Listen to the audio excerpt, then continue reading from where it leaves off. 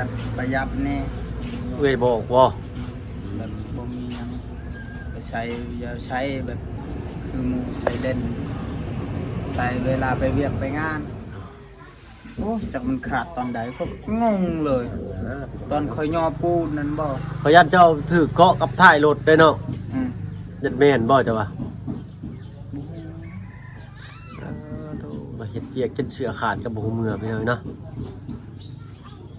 ชิวบักใหม่ๆนี่เปิ้นนี่มันก็ใส่จักเทื่อแล้วเนี่ย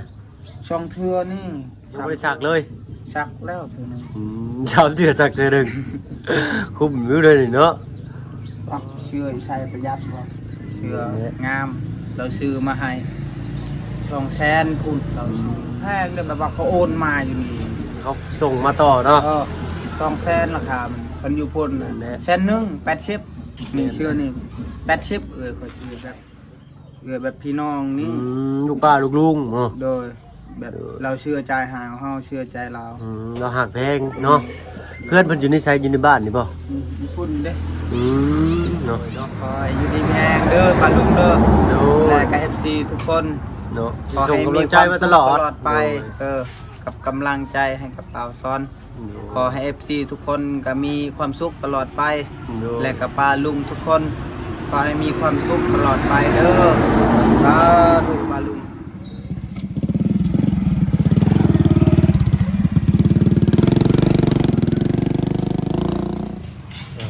เนาะต้องเฮ็ดช่วงบ่าย2ถึง3 โมงสิเข้า4 โมงสิแล้วเลยพี่น้อยเนาะงามเจินเทินบ้านนี่สุดยอดเลยสร้างเนาะไว้มารวดจวดจ้าดขนาดเลยอีกบ่ดนคือสิได้มั่งหลังคาใหญ่เลยพี่น้อยเนาะอัปเดตทีละเล็กทีละน้อยไปให้เพิ่นเบิ่งพี่น้อยเนาะ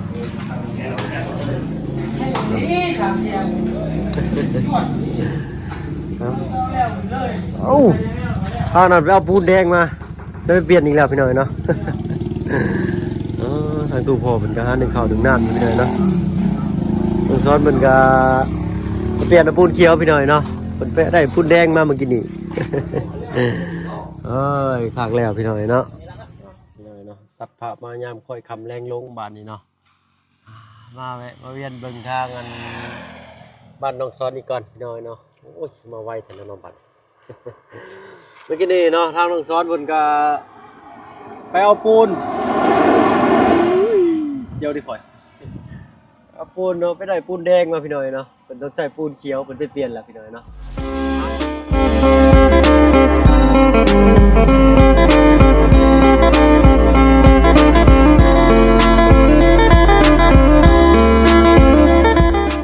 ทักทายสบายดีพ่อแม่พี่น้องหมู่เพื่อนกันทุกคนเนาะเพราะว่าฝั่งไทยและก็ฝั่งลาวแล้วก็ทั้งฝั่งต่างประเทศก็ยินดีต้อนรับเข้าสู่ช่องบ่เพิ่นเคยหลายคือเก่าพี่น้อยเนาะมื้อนี้ก็ยังอยู่ทางวัดน้องซ้อนเพิ่นเนาะมาอัปเดตสร้างเพิ่นปูกระเบื้องหรือว่าบ้านนำเพิ่นเอิ้นว่าปูกะโลเนาะไวขนาดพี่น้อยเนาะทั้งสร้างเพิ่นนี่ก็ได้รอท่าทางน้องซ้อนเพิ่นก่อนจักหน่อยพี่น้อยเนาะพี่น้อยเนาะกับบุไก่เนาะเมื่อกี้นี้ทางนอกเพิ่นไปเอาปูนแดงมาพี่น้อยเนาะใช้สร้างเพิ่นลืมบอกบ่ไปโอ้ยหมุนมาเลยเสือผ้าหน้าแพร่เราพี่น้อยเนาะเอาเนาะติดเอาสร้างเอาน้องเอ้ยเนาะไปพี่น้องติดตามรับชมภาพบรรยากาศทางบ้านเรือนน้องโซนเนาะแป๊บเดียวเพิ่นปูกระเบื้องก็ได้เนาะปูกระโลบ้านเฮาเอิ้นเนาะสร้างเพิ่นก็ไว้ขนาดเลยเนาะเท่าพี่น้อยเนาะเอ้าฝนก็หยุดฝนฟ้าก็หยุดตกแล้วพี่น้อยเนาะมื้ออื่นนี่ก็สิเหลืออยู่ประมาณ 60% เนาะน้ำก็ลดลงเลยได้ลดลงหลายเลยพี่น้อยเนาะไปพี่น้องติดตามรับชมภาพบรรยากาศทางบ้านเรือนซ่านน้องซ้อนเนาะ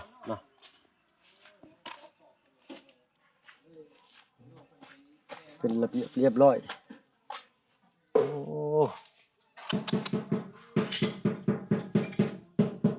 กล้าว่าพ่ออยู่นอกสร้างนอกอันกระเบื้องนี่เนาะ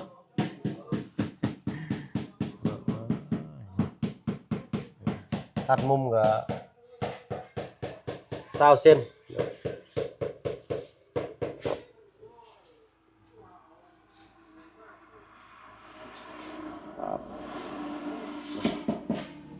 เป็นนั่นลูกมือเนาะตัดกระเบื้องยาแนวให้พ่อไม่ต้องสร้างนี่เนาะฮะอ๋อมืออื่นยาแนวเนาะเด้อข้าวสาข้าวมุมพี่น้อยเนาะสีเขียวนี่ก็งามเหมือนกับน้องเพิ่นอยู่ได้นี่เนาะลุงซ้อนได้ยังมาฝากนี่ จักสิพาไปหยัง จะเป็นบ่ จำเอ็นเบาบุญชื่อ เนาะสบายดีปลาลุงด้วยเนาะ สวัสดีปลาลุง เมื่อกี้นี่คือว่าแลนเปลี่ยนปูนอยู่ โดยเปลี่ยนปูนอยู่ เฮ็ดได้อย่าเปลี่ยนปูน ปูนแดงเขาบ่เอาเขาเอาปูนเขียวเขาบอก ไปชื่อเพิ่นก็บ่บอกบ่ กินรถฮะ เพิ่นบ่บอกบ่ไปชื่อปูนหยัง เพิ่นเว้าชื่อปูนข่อยก็แล่นไปชื่อปูนรถจักปูนหยัง เนาะเอ้า กินรถ ๆเออ กินได้แซ่บเลย เอาเป็นได้ แซ่บหวาน แซ่บหวาน แต่บอกครับแต่แจวนี่อันแจวนี่เขาเฮ็ดแจวแบบธรรมชาติมันครับแจวนี่เขาใช้ปลาแดก ต้องซอสเพิ่นบ่มักกินปลาแดกแกงหรือไม่บ่ได้ใส่ปลาแดกนะ เขาใส่บีมันบีงัวบีแบนคมๆครับจำแจวนะ บอกทำไมแล้วบอกสูตรทำไมครับเปิดทำไม อืม เปิดทำไม เราเพิ่งเปิดทานไม้ด้วยหนึ่งนะครับเอาครับ เนาะทางสร้างก็ทีแล้วไปหน่อยเนาะน้อยๆนึงไว้อยู่จุดจ้ามที่จ้ามเลยนะที่ตัวเริ่มเหมือนเดิมจ้าไปยิงไปเลยเอาไปแซ่บดี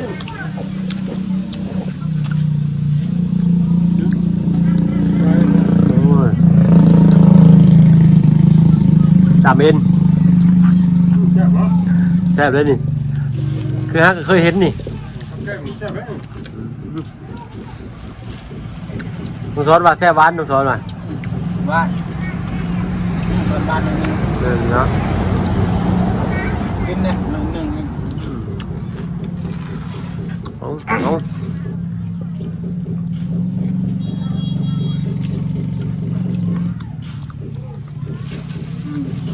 มันมีแซ่บแต่แจวนี่จะให้แจวปลาแดก เดี๋ยวบอกครับเนาะ แจวผักโอ้ ต้องเจียวพี่อ่ะเนาะ แจวเพี้ยเพื่อเราแจวแบบเครื่องหอมเห็ดมันครับ อันนี้น้ำมันหน่อยแล้วก็ข้าวกับเปิดทำไมครับ ห้านอยู่บางได้นี่ ขังน้ำเนี่ย พักอยู่พี่หน่อยเนาะ ครับบ่ได้แล้วมา เอ้า โยม ไปยุ่งเลยลุงสอน เอา เฮ็ดโอ้ยเอ้าโอ้ยเกือบบ่ขึ้นเนาะเอิบถอยเด้อรถเด้อเอ้าโอ้ยพี่หน่อยเนาะเรียบบ่ขึ้นเป็นดินลมนะเนาะ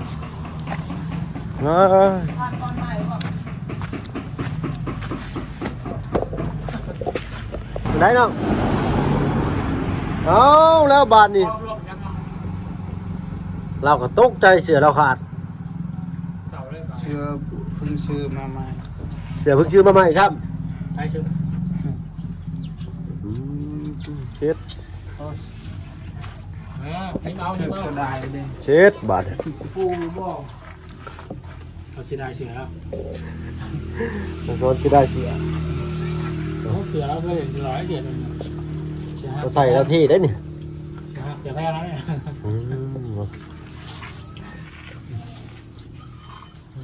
ซื้อก็นี่ก็ซื้อมาให้ ของแซนเราซื้อมาให้ ฝากมาให้ก็ เคยตีกูนะ อ๋อ เราเห็นคอยบุญเสือนเอาประเทศขาดอีกเลยขาดตอนไหนเขาก็งงเลย เจ้าต้องนูปูนหมูยักษ์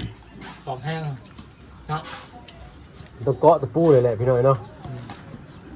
ซื้อมาแต่พ่นนั่นไงเสือน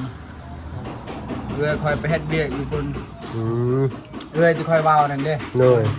อยู่หันยังหันตะกะซอนบ่ ลูกข้องกระชอน โอ้สายบ่ครับอาทิตย์หนึงซ้ ขาดเลย ำ2 มื้อ3 มื้อ โอ้ยเนาะ คือเขาไม่ชี้ขาวนี่แหละมีรถลุงบางทีบางแห่ง บ่คอยมักสีดำคอยมักนี่เชื่อนี่งามบ่ดิ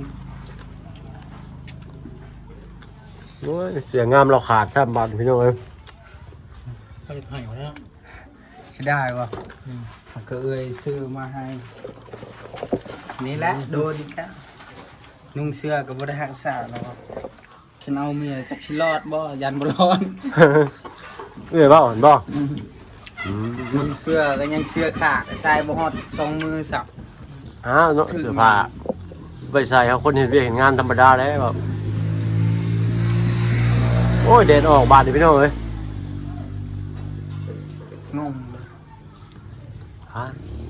ไม่ได้ว่าบุญหาเสื้อจะมาให้น้องนะ ชื่อเป็น ไหนวะ นี่นะเนาะ ยันยอปูนนั่นบ่ เนื้อปูนยันถือตะปูในรถเนาะ อืม เดี๋ยวไปเนาะได้บาท แรกบัดเดียว น้องบอกมือใช่มันขาด อืมงู มันไปซักไว้เสือบาดนี่เซนั่นไว้แต่ก็ซักเลยบาด ซักแล้วมันแรกเสียดายเสื้อนี่ ก็เสือยังดีมันใส่ปูนเนาะ อืม แล้วจะบ่ใส่เสืออันก้าหนุมานทรงพลังหันลูกเก่านะ อย่าแล้ว หนุมานทรงพลังของน้องช้อนได้ตัวหน่อยไปหน่อยเนาะ โอ้ย เดี๋ยวกูใจแล้วใส่สู่เรียกลุยงานไปน้องช้อนย่างไปเบิ่งอยู่อันจะว่าสร้างเพิ่นแล้วหรือบ่จักถือกอกถือใจอยู่บ่สีเพิ่นไปเบิ่งไปเนาะ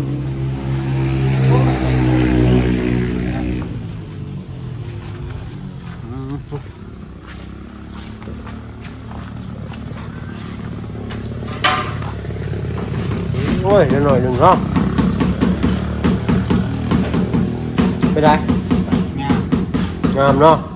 อ๋อเนาะเอาลึก เสียดายแต่อยังหนึงเสียดายแต่เสื้อขาด เอาเบิ่งก่อนเนาะก็ถึงเลขที่ซื้อมาให้ไหม โอ้ย เจ้าบอกเลขเพื่อเสาเลยเรากับพี่หน่อยเนาะเสือขาดครับเสือเอ้ยเราซื้อมาให้ครับ ใส่2 มือนี่3 มือมันนี่ เนาะซื้อมาให้3ตัวหน่อยแล้วก็มักใส่แต่ตัวเดียวแล้วก็ใส่แต่สีดำสีอื่นแล้วก็บ่ใส่ซ้ำพี่หน่อยเนาะโอ้ยบ่ฮู้ใจน้องเพิ่นแล้วนี่เนาะมีโอกาสรอบหน้าก็แล้วกันเนาะจัดแต่สีดำมาให้เนาะมันใส่ง่ายเนาะมันก็เนาะสีดำนี่เนาะ โดย มันแบบมันเปื้อนเนี่ยคือแบบบ่เปื้อนนะเฮาบ่เห็น เลยเนาะ มันเฮาคนดำเด้ใส่สีขาวมันบ่คือดำปี้อยู่ ดำปี้อยู่ อืม อันนี้แค่แน่ไปว่าผสมประสานกันเลย โดย เนาะเอ้าหนึ่งข้าวหนึ่งน้ำแล้วบอกมื้อนี้ ยัง เห็นตู้พ่อเพิ่นเอาข้าวใส่หม้อไว้อยู่เนาะ อ๋อเสียดาย โอ้บ่บุญไปลากข้าวม่านให้เพิ่นได้น่ะ โดย โอ้น้องออนเนาะข้าวกับไข่4แตะ5บ่4แตะพี่น้อยเนาะ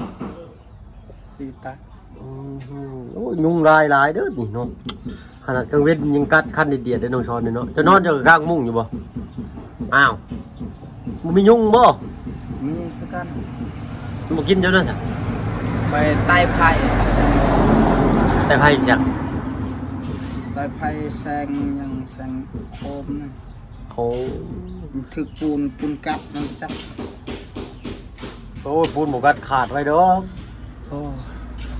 เสร็จ เสื้อก็เลยให้ใช้แบบประหยัดแน่ เอ้ยบอกบ่ แบบบ่มีหยังไปใช้อย่าใช้แบบคือหมูใส่เล่นใส่เวลาไปเวียกไปงานใส่เสื้อผ้า เอาเสื้อที่ได้ซื้อมาให้มื้อนั้น3ตัวใส่แต่ตัวเดียวนะฮะ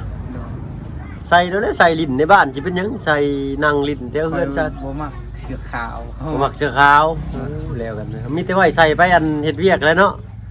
จักในใดแบบมันคือเลย บ่คืออ๋อเฮาอาจสิเบิ่ง เวีย บ่ ก คื ก็ อ ยังบ่ใส่นี่ใส่เสื้อนี่เสื้อดำนี่ เสือดำก็หนุมานนั่นแพงฤทธิ์นะ หนุมานทรงพลังพี่หน่อยเนาะเจ้าก็ใส่เสื้อตัวนั้นเข้าไปเลยก็ใส่เสื้อแขนยาวทับเขาอีกตัวหนึง แบบมันบ่คือเลย ว้าวเล้วกันพี่หน่อยเนาะ บ่มักนะแบบนั้น ได้หรืออุตส่าห์เลือกสีให้บ่คักได้ฮะน้องมันมักสีดำพี่หน่อยเนาะนะถ้ามีโอกาสรอบหน้าไอ้เลือกสีดำมาให้เจ้าก็แล้วกันเด้อน้องเด้อเนาะโอ้สีแล้วเลยเด้ฮะโอ้ยข่อยสงสัยว่าสีแล้วมื้อนี้แล้วเด้นี่ใกล้สิแล้วเด้อ อืม เนาะดีใจบ่เนาะ ใจ เนาะแต่เสียใจเสือขาดนี่เลยเนาะ เด้อนักกันยอส่งบ่ปูน โอ้ยน้องเพิ่นก็เที่ยวไปเอาปูน2 รอบพี่น้อยเนาะแล้วก็4 ลบพอดี โอ้จักมันขาดตอนใดก็งงเลย ตอนคอยยอปูนนั่นบ่ ขอยันเจ้าถือเกาะกับท้ายรถได้เนาะ อืม ยัดแม่นบ่จ้ะวะมาเฮ็ดเวียกจนเสือขาดกับบ่ฮู้เมื่อพี่น้อยเนาะ สิวบักใหม่ๆนี่เปิ้นนี่ เฮาก็ใส่จักเทื่อแล้วเนี่ย ช่องเทือนี่3เทือนี่ เนาะ 3เทือมื้อนี้ ยังบ่ได้ซักเลย ซักแล้วเทือหนึง 3 เทื่อซักเทื่อหนึง คุ้มอยู่เลยนี่เนาะ ปักเสื้อใส่ประหยัดบ่เสื้องาม เราซื้อมาให้200,000พุ่นเราซื้อ เนาะ เสียดาย โอ้ยบ่าวเพิ่งนี่เคยใส่แต่เสื้อตัวละ50 บาทตัวละ100เด้50 บาทหรือ100นึงนี่แหละอยู่กรุงเทพพี่น้อยเนาะคือเสื้อตลาดล่างมาใส่เนาะ แบบอยู่เฮานี่เขาขาย200,000 แม่นแหละ บัดอยู่พุ่นน่ะเขาขายน่ะ80เห็น 100นึงเขาขายเดี๋ยวเสื้อผ้าดีๆเนี่ยก็ตาม เสื้อนี่ กีบ นะ ตามนั่นแม่นเลย 101 เสื้ออยู่ประมาณ120ถึง200คือกันอยู่พุ่นก็ได้ ที่เฮานี่แพงเลยแบบว่าเขาโอนมาอยู่นี่ เขาส่งมาต่อเนาะ 200,000ราคามันอยู่พุ่นน่ะ แน่ แสนหนึง80นี่เสื้อนี่80ค่อยซื้อให้ ส่วนมากก็บ่าวหึงบ่ค่อยใส่เสื้อแพง เราไปอยู่พุ่นเห็นมันบ่ได้แพงแบบเราเผาห่านเลย อืม เลยเราว่าคันเพิ่นชื่อนี่200,000นะ อืมเนาะ แบบเอื้อยค่อยเอง เราก็เลย เราให้ เราเป็น เรีย ค ก น อยู่ เราเป็นคนขายเราก็เลยแบบได้ราคาล้านส่งมาเลยเนาะ โดย เข้าใจอยู่พี่หน่อยเนาะ คือค่อยเฮ็ดเวียกอยู่พุ่นเด้อเราก็หาเงินคือกัน เด้อเอ้ยแท้ๆนี่แม่นบ่เนาะ เอื้อยแบบพี่น้องนี่ ลูกป้าลูกลุงเนาะ โดยแบบเราเชื่อใจหาเฮาเชื่อใจเรา เราหักแพงเนาะเพื่อนเพิ่นอยู่ในไซอยู่ในบ้านนี่บ่ ญี่ปุ่นเด้ เนาะเอ้ยแท้ๆจะได้สนุก คือแถวเอาปัวอยู่บ้านพลองนะ บ้านพลองเพิ่นก็ว่าเล่นมาแอนนํอยู่บ่ เพิ่นมาเล่นอยู่ อืม แต่เพิ่นก็มีเวียกหลายแล้วเอาผัวเอาเมียบ่ได้อยู่เพื่อน เพิ่นไปเฮ็ดให้ใส่สวนน้ำมันผัวพุ่นเลยเนาะ โดยเชียร์ยามันต้นเราบ่ได้อยู่เพื่อนแล้ว เฮิงๆเพิ่นมาเทื่อหนึงบ่เนาะ โดยมื้อนั้นก็เรามาอยู่ในเลยเราอยู่พุ่นเราบ่มาอยู่นี่ อืม แบบเห็นสมอายอยู่นี่เห็น เอ้าก็คือบ่บอกนี่อยากเห็นเลยเนาะอยากเห็นเอ้ยเจ้าได้เคยเห็นแต่น้องชาวอ้อนบ่ชื่อจังก็น้องชาวอ้อนน่ะ นอน นะ แม่คอน บ่ แม่คอน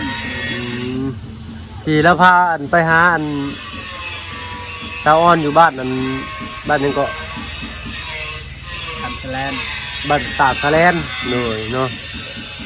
นั่นน่ะก็เป็นน้องสาวของชาวอ้อนเพิ่นพี่น้อยเนาะเอาได้ทีแล้วเลยๆน้องๆเนาะโอ้ยยุงกินข่อยแท้นี่คันไปเบิดกระตุ้นกระโตเลยเนาะเอาเนาะสำหรับคลิปนี้เอาตู้คนเบียลูกอ่องเต้าข้ามถนนเสียสัตว์ขี่ไว้แท้นี่เนาะ เอาระมัดระวังกันอ้าวน้องสลาบ่เนาะโอ้ยเนาะน้องสลาโอ้ยเนาะสบายดีด้วยฮะติดจ้าไว้ สลามาพี่ เดี๋ยวเนาะเอาเพิ่นมาอันเล่นมาแอนน้ำทางฝั่งนี้ไปหน่อยเนาะเอาขะสั่นกะลาป้าลาลุงก่อนเนาะน้องชอน โดย โดยเนาะเอาบ่ต้องโศกเศร้าเนาะเอ้ย สบายดีป้าลุง โดยเนาะ คอยอยู่ดีมีแรงเด้อป้าลุงเด้อ โด และ ย ก็ FC ทุกคน เนาะ ขอ ส่ง ให้ กำ มี ลัง ค ใจ วาม มา สุ ต ข ลอด ตลอดไปกับกำลังใจให้กับเปาซ้อน โดย ขอให้ FC ทุกคนก็มีความสุขตลอดไป โดย และกับป้าลุงทุกคนขอให้มีความสุขตลอดไปเด้อสาธุป้าลุง โดยเนาะ FC ทุกคน เจ้าก็จะซะ FC เจ้าก็จะเซาเรื่องเสือขาดใจบ่ เช้าแล้ว เซาแล้วเว้ย เดือนหนึง โอ้ยเดี๋ยวเลี้ยวกันพี่น้องเลยเอาอดเอาเผื่ออ้ายถึกเลขมืออื่นมือนี่ซื้อมาให้ใหม่ตัวหนึ่งงามๆโลด2โตวก็ได้เนาะเอาพี่น้องเนาะอ่าสรุปแล้วมื้อนี้ก็เสร็จสิ้นเลยพี่น้องเนาะปลูกกระเบื้องในบ้านน้องซ้อนกับบ่มีหยังหลายพี่น้องคลิปนี้เนาะอ่าถ้าผิดพลาดประการใดก็ขอโทษขออภัยเนาะทางเฮาก็ขอตัวลาลงแล้วพี่น้องเนาะพบกันคลิปหน้าเอาเป็นว่าสบายดีเนาะ